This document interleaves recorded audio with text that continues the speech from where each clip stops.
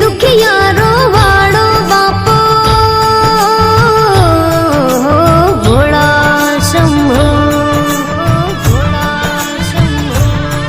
हो दिन दुखियारो वाड़ो बापो वंदन तने दिन रात रे। हो दीन दयाड़ो परम कृपाड़ो नंदीनो असवार मारो नाथ रे। हो भोलेनाथ रे,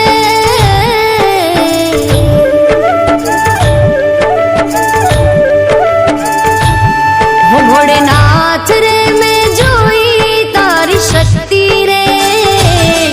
भोलेनाथ रे मैं जोई तारी शक्ति रे। भोला तारी भक्ति मां अनेरी मस्ती रे। भोला तारी भक्ति मां अनेरी मस्ती रे।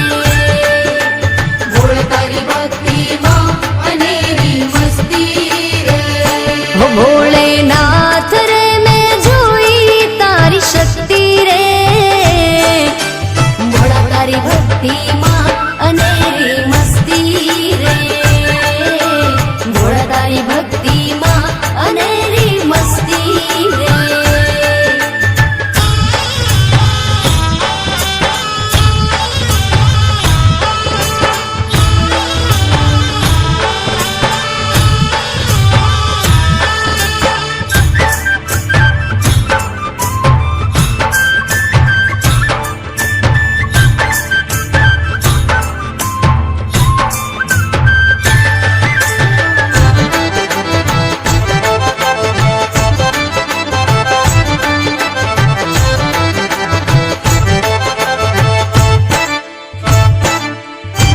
त्र्यंबकं यजामहे सुगंधिं पुष्टिवर्धनम् उर्वारुकमिव बन्धनं मृत्युर्मोक्षयमामृता।